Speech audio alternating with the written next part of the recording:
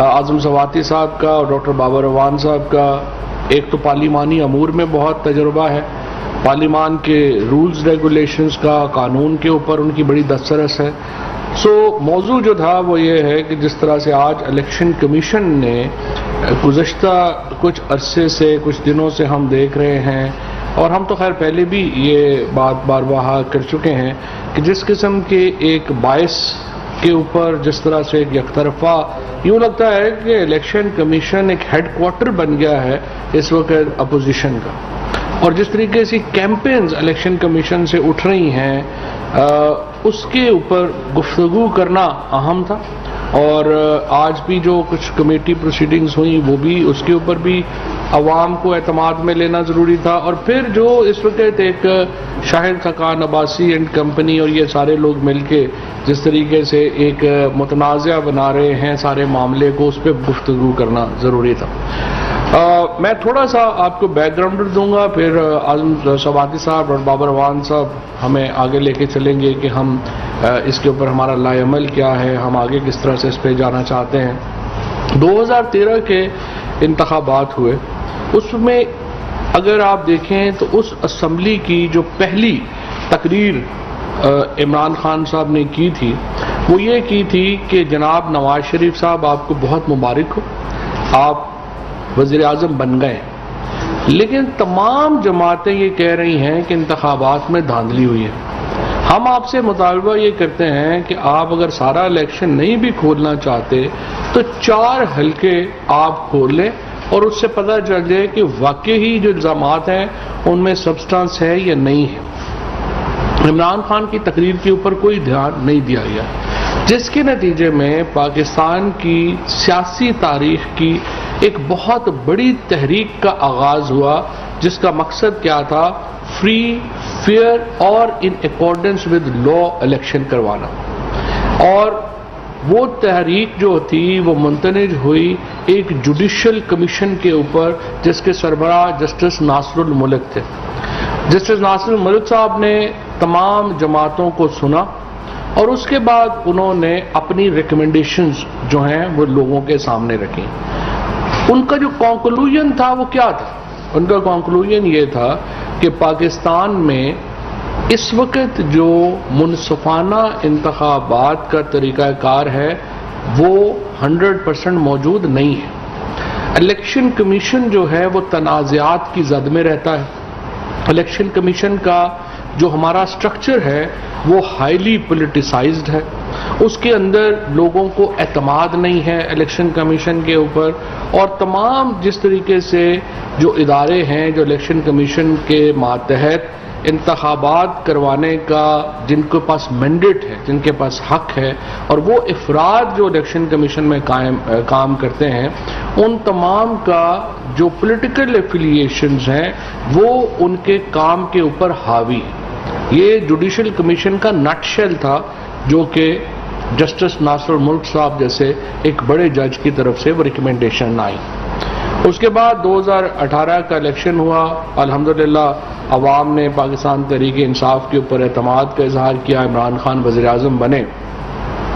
جو چند اہم ترین ہمارے وعدے تھے منشور میں، ان میں ایک وعدہ یہ تھا کہ ہم الیکشن سسٹم کو آزادانہ اور منصفانہ اور شفاف بنائیں گے۔ سب سے پہلے کوئی اور حکومت اس ملک میں ایسی نہیں گزری، واحد عمران خان کی حکومت ہے جس نے یہ بیڑا اٹھایا اور ایک آزادانہ اور منصفانہ انتخابات کے لیے اپنی تجاویز پیش کی۔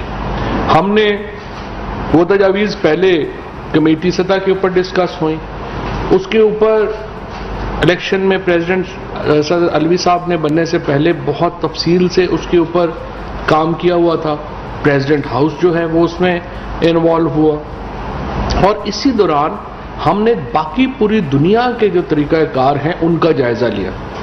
ایک عمیق، ایک گہری اور ایک بہت غور و خوض کے بعد ہم اپنی ریکمنڈیشنز کو ہم لے کے پارلیمان میں گئے اور ہم نے دعوت دی اپوزیشن کو کہ وہ آئیں اور ہمارے ساتھ بیٹھیں اور انتخابی اصلاحات کے اوپر بات چیت کریں۔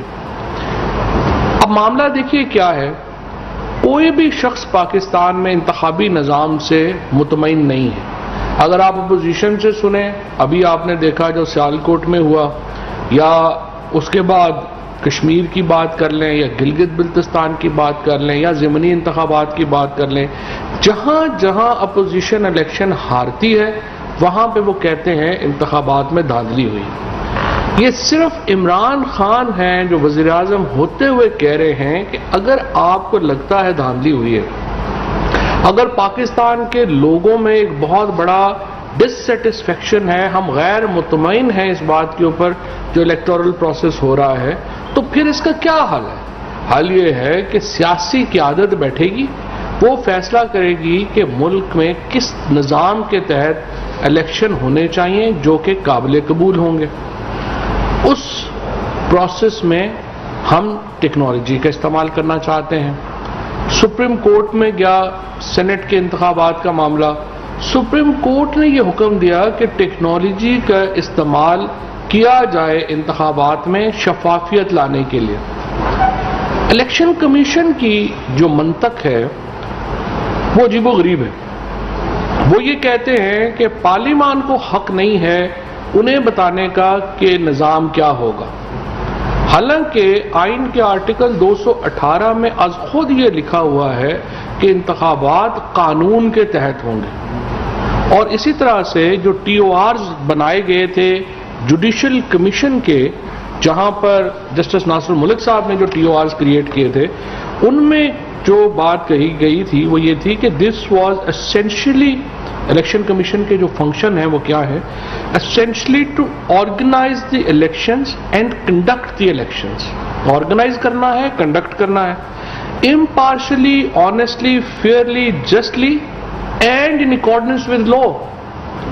لا آپ نہیں بنائیں گے، لا بنانے کا اختیار ایکسکلوسیولی پارلیمان کے پاس ہے، اور کوئی بھی ملک اپنی پارلیمان کے وقار کو مجروح نہیں ہونے دیتا، کیونکہ اصل جو ایک عوام کی آواز ہے وہ پارلیمنٹ سے آپ کو آ رہی ہوتی ہے۔ یہ پارلیمنٹ کے اندر بیٹھے ہوئے لوگ فیصلہ کرتے ہیں کہ انہوں نے کس قسم کا نظام اپنانا ہے۔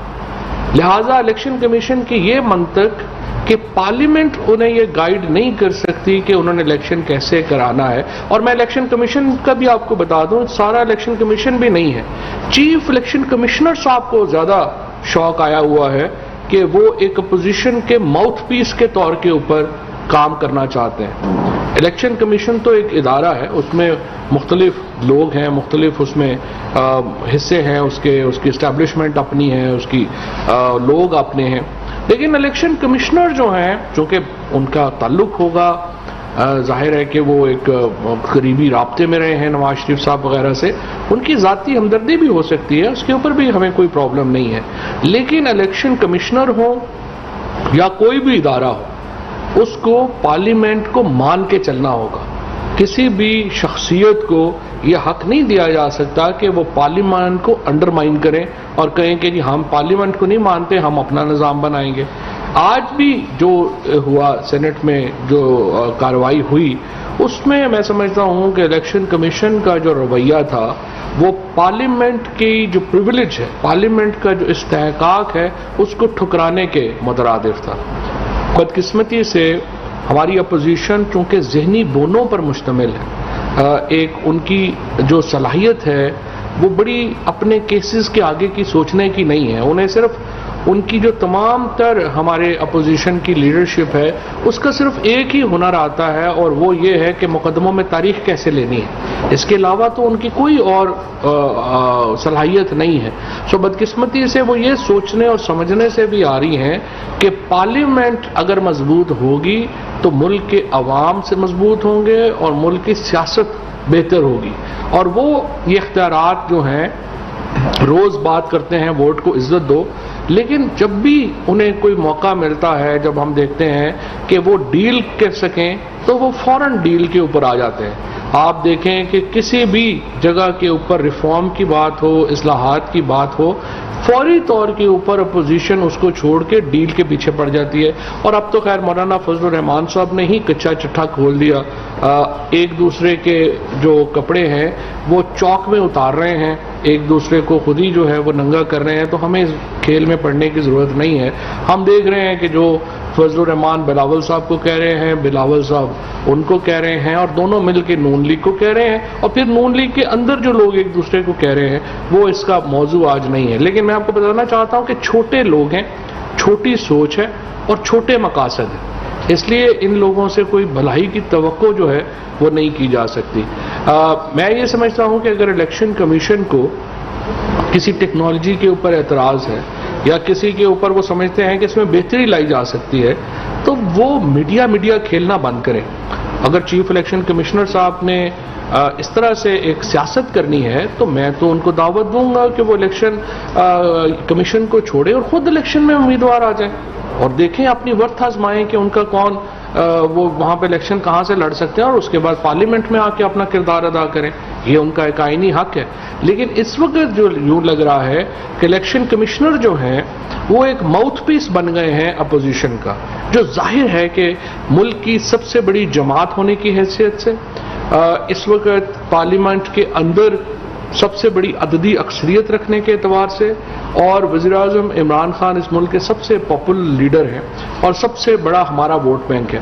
اگر ہمیں چیف الیکشن کمشنر پہ اعتماد نہیں ہے تو مجھے بتائیں وہ الیکشن کیسے کرائیں گے. لہٰذا میری یہ ان سے گزارش ہے کہ اپنے رویے کے اوپر نظر ثانی کریں. آپ چھوٹی چھوٹی جماعتوں کے اعلی کار نہ بنیں، آپ اپنے آپ کو ایک ادارے کے سربراہ کے طور کے اوپر آگے لے کے جائیں اور لوگوں کو ہدایات جاری نہ کریں کہ آئی ٹی ڈپارٹمنٹ جو ہے وہ یہ جو انہوں نے اعتراضات کیے، اب وہ کیا اعتراض تھے؟ اعتراض یہ ہے کہ دیکھیں مچھلی جو ہے وہ درخت پہ بھی تو چڑھ سکتی ہے نا کسی دن، تو وہ تو اس کی آپ نے دیکھا ہی نہیں ہے کہ اگر درخت پہ چڑھ گئی تو کیا ہوگا. تو اس طرح کے احمقانہ جو آبجیکشن جس طرح کے انہوں نے ای وی ایم کے اوپر لگائے، اور پھر ایک سیاست کی آبجیکشنز تو اگر آپ لگاتے تو آپ پریزیڈنٹ ہاؤس آ کے لگا دیتے. یہ ہمارے دونوں معزز منسٹر صاحبان جو ہیں یہ کمیٹی میں، آپ کمیٹی میں چلے جاتے، وہاں پہ کرتے. آپ اوپن اس کو جو ہے وہ سیاست کے لیے اگر استعمال کریں گے تو پھر آگے سے رسپانس آئے گا، اور آج بھی اس کا جو ہے وہ رسپانس آیا. اب میں تھوڑا سا گزارش کروں گا ڈاکٹر بابر اعوان صاحب سے کہ جو ریفارمز ہم نے انٹروڈیوس کرائی ہیں ایک اس کا احاطہ کیجئے، اور پھر ہم جو آج جو کچھ ہوا اور آگے کیسے ہوگا وہ اعظم سواتی صاحب ایکسپلین کریں. Thank you. بسم اللہ الرحمن الرحیم. تھینک یو فواد چوہدری صاحب، اعظم سواتی صاحب اور جینٹلمین. آج جو میٹنگ تھی سینٹ کی standing committee for parliamentary affairs, اس کا بیک گراؤنڈ یہ ہے کہ ہم نے پچھلے سال اکتوبر میں الیکٹرل ریفارمز کے بل اسمبلی کے اندر پیش کیے، قومی اسمبلی میں، اور وہ بل 3 مہینے پہلے یعنی 8 ماہ گزرنے کے بعد تقریباً ان کو قومی اسمبلی نے پاس کیا.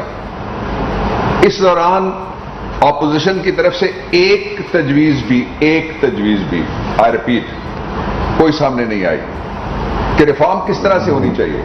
نہ الیکٹرل ریفارمز کے اوپر آئی، نہ ای وی ایم کے اوپر آئی، نہ آئی ووٹنگ کے اوپر آئی.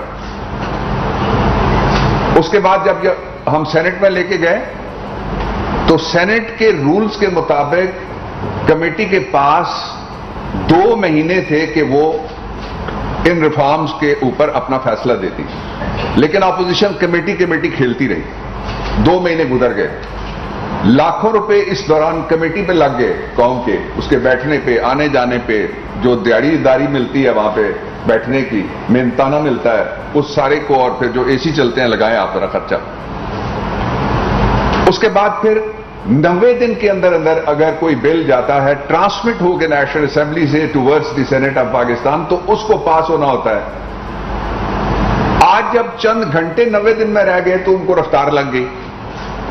کمیٹی میں ہم گئے اور وہاں جو پچھلے 5 دن سے حکومت کے خلاف یہ پروپیگنڈا کیا جا رہا تھا کہ ان کے اوپر اعتراضات آ گئے ہیں ریگولیٹر الیکشن کمیشن کی طرف سے، ہم نے یہ فیصلہ کیا تھا کہ ہم جا کے حکومت کا موقف آج سامنے رکھیں گے۔ یہ پہلی بار ہوا ہے کہ کسی پارلیمنٹری کمیٹی نے حکومت کو بلڈوز کیا اور کہا کہ ہم آپ کو بات نہیں کرنے دیں گے۔ 37 پوائنٹس میں سے میں 2.5 گھنٹے تقریباً چلی ہے کمیٹی، اس میں سے مجھے 5 پوائنٹس پہ بات کرنے دی گئی اور باقی سارا وہ بولتے رہے۔ اس کے بعد جو الیکشن کمیشن کے حضرات تھے ان کے سامنے ہم نے سوال رکھنے تھے۔ مثال کے طور پہ 3 سوال میں یہاں رکھتا ہوں۔ وہ اٹھ کے چلے گئے، اور یہ بھی پہلی بار ہوا کہ کوئی ریگولیٹر جس کو ریگولیٹ کرنا ہے سسٹم کو، اس کے لیے قانون سازی ہو تو وہ اس میں سے اٹھ کے چلا جائے اور واک آؤٹ کر دے۔ یہ بھی پہلی دفعہ ہوا ہے۔ دوسرا کوئی واقعہ مجھے آپ نہیں بتا سکتے۔ گفتگو نرم بھی ہوتی ہے، گفتگو نرم نہیں بھی ہوتی، اس کے باوجود لوگ بیٹھتے ہیں۔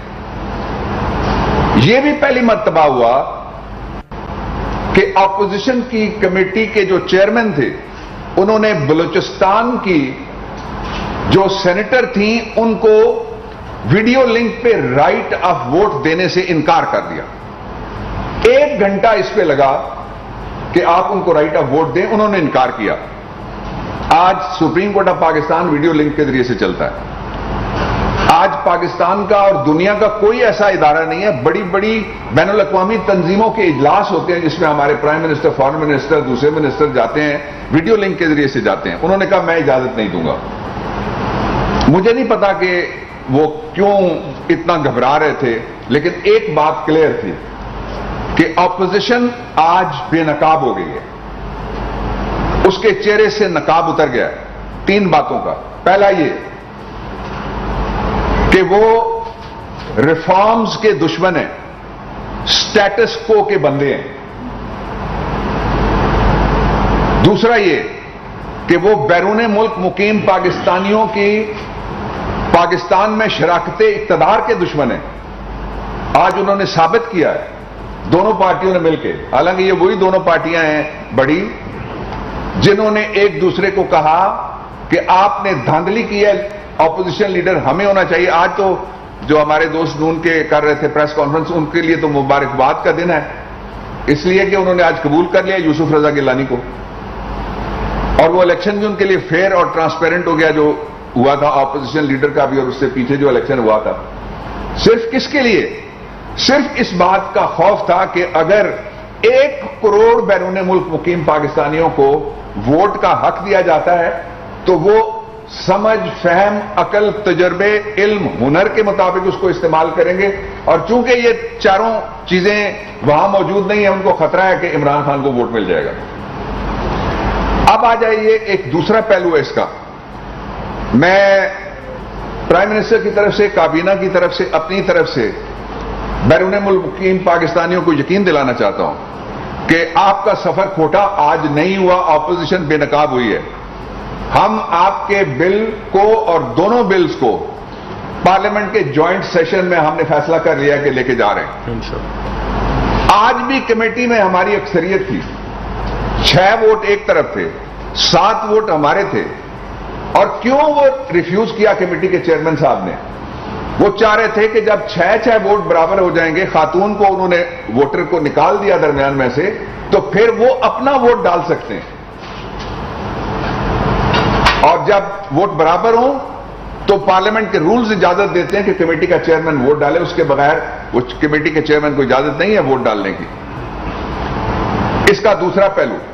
اس کا تیسرا پہلو یہ ہے کہ ہم 13 تاریخ کو سوموار کے دن صبح 11 بجے پارلیمنٹ کا مشترکہ سیشن بلا رہے ہیں، جس میں الحمدللہ 4تھے پارلیمانی سال کا آغاز کرے گی عمران حکومت، پی ٹی آئی کی گورنمنٹ اور کولیشن گورنمنٹ، اور اس کے 1 دن کے بعد بدھ والے دن ہم قومی اسمبلی کا اجلاس بلائیں گے، اور وہاں سے اس بل کو جس کو آج انہوں نے ہماری اکثریت کے باوجود بلڈوز کیا، اس کو ہم انشاءاللہ ریفر کریں گے۔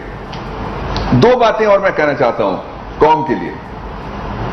پہلی بات یہ ہے کہ کیا یہ محض اتفاق ہے کہ ایک طرف وہ لوگ ہیں جنہوں نے پاکستان میں ریفارم کرنے کا بیڑا اٹھایا ہے اور دوسری طرف وہ سارے ہیں سٹیٹس کو کے بندے جو اس ریفارم کو روکنا چاہتے ہیں. اور دوسری بات یہ ہے کہ 2 آرڈرز نہیں 3 آرڈرز ہیں سپریم کورٹ کے. 2014 کا آرڈر ہے, 2015 کا جو کمیشن تھا اس کا آرڈر ہے, 2018 کا فل بینچ کا آرڈر ہے. حکومت سپریم کورٹ کے احکامات کے مطابق اس قانون سازی کو جلد از جلد مکمل کرے گی اور اس کا راستہ کسی طریقے سے بھی نہیں روکا جا سکتا. اور میں آخر میں یہ کہنا چاہتا ہوں کہ حکومت نے پہلی دفعہ نیب کے قانون کو ہاتھ لگایا تھا, آرڈیننس بنایا تھا, آرڈیننس مر گیا. انہوں نے کہا این آر او ہمیں چاہیے, ہمیں قانون سازی نہیں چاہیے. ہم کہتے ہیں لا ریفارم کے لیے آؤ, کہتے ہیں این آر او پہلے دے پھر ہم آئیں گے. این آر او نہیں ملے گا. اعظم سوادی صاحب. بسم اللہ الرحمن الرحیم. ایاک نعبد و ایاک نستعین. دیکھیں آج اللہ تعالیٰ کا شکر ہے کہ آج ایک لیڈر عمران خان کی صورت کے اندر 2023 کا الیکشن نہیں سوچ رہا. وہ اس ملک میں ایک ایسا جمہوری نظام کے لیے اور اس کے لیے ایک ایسا نظام اس کو تقویت دینے کے لیے انتخابی اصلاحات چاہتا ہے عملی طور پر, کہ جس کے ذریعے ہمیشہ سے غیر متنازع الیکشن پاکستان کے اندر پاکستان کی جمہوریت کا اساس ہو, شفاف الیکشن اس کی روح ہو. اور اس کے لیے جو ٹاسک جب میں پارلیمانی امور کا وزیر تھا, ہمارے 6 ممبران کو, کابینہ کے ممبران کو باقاعدہ طور پر یہ ٹاسک سونپا گیا. اور ڈاکٹر بابر ایوان صاحب نے جس بات کا ذکر کیا کہ اکتوبر کے اندر لاسٹ ایئر ہم نے 49 امینڈمنٹ باقاعدہ طور پہ پیش کی. اور سٹیک ہولڈر کون تھے؟ سب سے بڑا سٹیک ہولڈر جو تھا وہ الیکشن کمیشن تھا. اس کی رضامندی کے مطابق ہم نے باقاعدہ طور پر پارلیمنٹ کے اندر وہ امینڈمنٹ ہم نے پیش کی. اور اس کے بعد میں داد دیتا ہوں پریزیڈنٹ آف پاکستان کو کہ پچھلے 2.25 سال سے برابر ہر جمعرات کو یا ہر دوسری جمعرات کو ایوان صدر کے اندر میٹنگ کنڈکٹ کرتے ہیں جس میں بیرون ملک کے ٹیکنالوجی کے ماہر, جس میں اس ملک کے ٹیکنالوجی کے ماہر اور باقاعدہ الیکشن کمیشن وہاں شامل ہوتا. جو پروٹوکول آپ کو ای وی ایم کی مشین سائنس اینڈ ٹیکنالوجی نے آپ کو بتائی وہ ان کی اسپیسیفکیشن الیکشن کمیشن کی دی ہوئی اسپیسیفکیشن کے مطابق ہے, لیکن مشین وہ نہیں. مشین جو جس ٹیکنالوجی کو استعمال کرنا چاہتے ہیں, جس مشین کو استعمال کرنا چاہتے ہیں, جہاں سے بنانا چاہتے ہیں, یہ ثوابدید مکمل طور پر الیکشن کمیشن کا ہے, ہمارا نہیں, حکومت کا نہیں. لیکن 2014 کے اندر آپ کو ادارت عظمیٰ کہتی ہے کہ دیکھیں آپ کے الیکشن پہ لوگ انگلیاں اٹھا رہے ہیں. یہ رپورٹ جو ہے جس کا ذکر فواد چودھری صاحب نے بھی کیا اور ڈاکٹر صاحب نے بھی کیا, یہ وہ رپورٹ ہے جسٹس ناصر ملک نے جو کمیشن کے ہیڈ تھے 2015 کے اندر. اس کی اگر تفصیل دیکھیں تو میں سمجھتا ہوں کہ اسی وقت الیکشن کمیشن کا منہ بند ہونا چاہیے. آج 6 سال گزر چکے ہیں, 6 سال اس کے بعد اب جس لیڈر نے یہ کوشش کر رہا ہے اپنی ٹیم کے ساتھ کہ ایک منصفانہ اور شفاف الیکشن کی طرف ہمیں جانے کے لیے ٹیکنالوجی کی ضرورت ہے. تھوڑی دیر پہلے میں نے یہ کہا تھا کہ ریلوے میں کرپشن کو ختم کرنے کے لیے, ان ایفیشنسی کو ختم کرنے کے لیے, مس مینجمنٹ کو ختم کرنے کے لیے, اس کے ہر ٹیئر کے اوپر جو ہے میں ٹیکنالوجی جو ہے انشاءاللہ تعالی لے کے آ رہا ہوں. کافی کام ہو چکا ہے. اس لیے کہ یہ ساری چیزیں کبھی بھی نہیں ہوں گی اگر آپ ٹیکنالوجی کا استعمال جو ہے نہیں کریں گے. یہاں ٹیکنالوجی کے ماہر اسی اسٹینڈنگ کمیٹی کے اندر آیا, اور اگر آپ اس ایف آئی آر کو جو الیکشن کمیشن نے دی ہے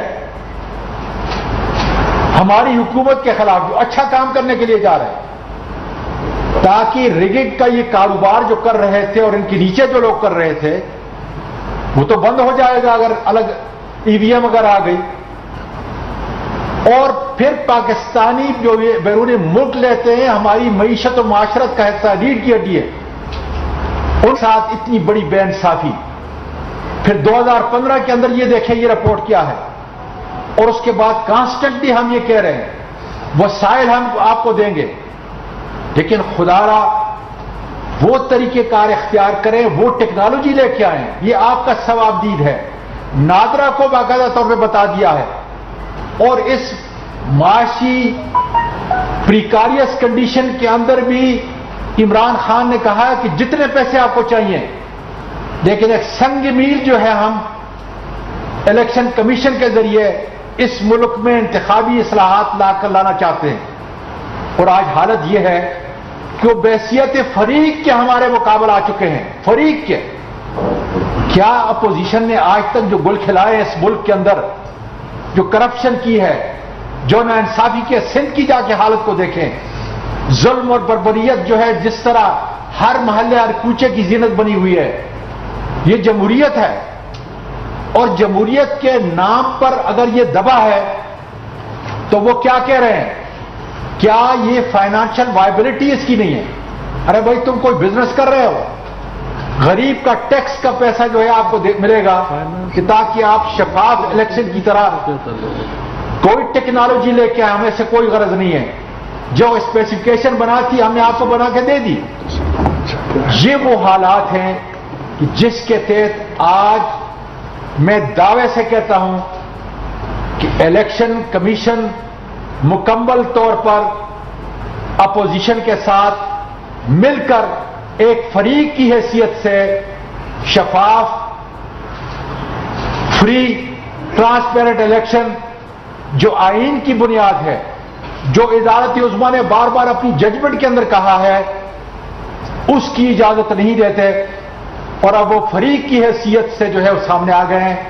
اور انشاءاللہ تعالی پارلیمنٹ جو سپریم ہے، قانون جو اعلیٰ ہے، عدالت عظمیٰ جس کا حکم جو ہے منوان ہمیں ماننا پڑے گا، اللہ کے فضل سے ہم ان کو شکست دیں گے اور اس ادارے کو اتنا مضبوط و بااختیار بنائیں گے کہ آئندہ میں جو الیکشن ہونے جا رہا ہے وہ شفاف، فری، ٹرانسپیرنٹ، جس کے اوپر جو ہے کوئی انگلی نہ اٹھا سکے. یہی ہماری حکومت کا مطمع نظر ہے. ان اکارڈنس ود لا، اور ان اکارڈنس ود لا، کیونکہ لا جو ہے وہ پارلیمنٹ سے نکلتا ہے. منبع جو ہے، سپریم جو ہے باڈی، وہ پارلیمنٹ ہے.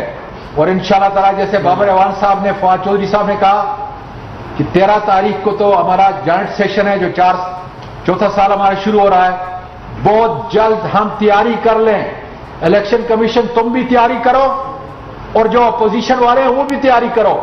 ایک ہی بات کہ جوائنٹ سے، اور واقعی ایک ہی بات ہے، آج وہ ایک ہے. انشاءاللہ تعالی اس ملک کا پارلیمان، سینٹ اور نیشنل اسمبلی اللہ کے فضل سے قانون کی پاسداری کرتے ہوئے تمہیں شکست دیں گے. اور پھر قوم و ملک اس زینت سے انشاءاللہ تعالی منور ہوگا کہ شفاف الیکشن کے لیے ٹیکنالوجی کا استعمال زبردست طور پر وہ 2023 سے پہلے خدا کے فضل سے آپ کے سامنے پیش کیا جائے. عمر جٹ صاحب ٹی وی سے. سر آپ تینوں لا میکرز ہیں سر، ایک تو وضاحت تو نہیں بلکہ ایک گائیڈ کرتے ہیں اور ایک سوال ہے اس کا جواب دیتے ہیں. سر ایک چیز تو یہ بتا دیں کہ جس طرح آج سینٹ کی قائمہ کمیٹی سے الیکشن کمیشن حکام نے واک آؤٹ کیا، سر وہ پہلے بھی پریس ریلیز کے ذریعے سوشل میڈیا پر حکومت کی بشین اور حکومتی کاوشوں کی مخالفت کر چکے. آج ان کا واک آؤٹ تھا، تو کیا سر قانون کسی آئینی ادارے کو منتخب حکومت کے خلاف ان کی مخالفت کرنے کی اجازت دیتا ہے؟ سر ایک چیز تو یہ. دوسری سر اس کے ساتھ یہ بتا دیں کہ آپ لوگوں کی صدر ہاؤس میں بھی ملاقات کی، الیکشن کمیشن حکام اس میں بھی موجود تھے. کیا شفاف الیکشن کے لیے جس طرح حکومت کام کر رہی ہے، کیا اس کی مخالفت کے علاوہ الیکشن کمیشن نے کوئی تجویز بھی دی آپ کو کہ آپ یہ نہ کریں تو یہ کر لیں؟ Thank you. آپ کے سوال کے 3 حصے ہیں. پہلا حصہ یہ ہے کہ کیا کوئی آئینی ادارہ پارلیمنٹ کے کسی اجلاس سے اٹھ کر جا سکتا ہے، بائیکاٹ کر سکتا ہے؟ जब तक वो इदारा अपने आप को मावराए आइन न कहे नहीं जा सकता। दूसरा ये कि उनका पहला बायकॉट नहीं है, उन्होंने सदर हाउस में भी नुमाइंदा भेजने से इनकार किया था, उन्होंने और मीटिंग्स में भी अपना नुमाइंदा भेजने से इनकार किया था। यानी रियासत के अंदर तो कोई और रियासती निज़ाम नहीं चला सकता ना, एग्जीक्यूटिव अथॉरिटी तो गवर्नमेंट नहीं चलानी है, और गवर्नमेंट है आइन के मुताबिक इलेक्टेड। इसका जो दूसरा हिस्सा आपने कहा कि उसके बारे में बात हो चुकी है, मेरे ख्याल में बहुत अच्छे तरीके से दोनों मिनिस्टर्स ने कहा, मैं उस पर नहीं जाना चाहता। मैं सिर्फ आपको ये बताना चाहता हूं कि जो इस वक्त उन्होंने तजावीज दी, आप जरा किसी वक्त बैठ के आप कहें तो कल फिर आ जाते हैं, हम आपको पढ़ के पूरी सुना देते हैं। उसमें लिखा हुआ है धांधली होगी, कैसे होगी उन्होंने नहीं बताया।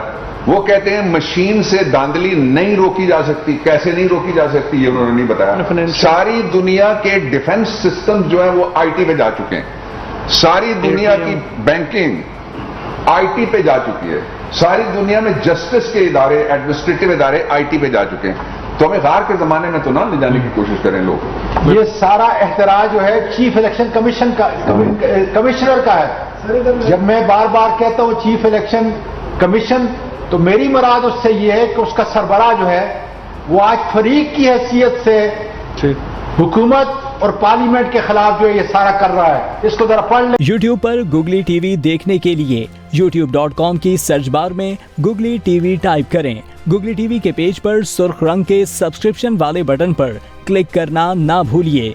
YouTube पर अपलोड होने वाली वीडियो से बाखबर रहने के लिए बेल आइकॉन पर क्लिक कीजिए। आपको हर नई आने वाली वीडियो के बारे में नोटिफिकेशन मौसूल हो जाएगा।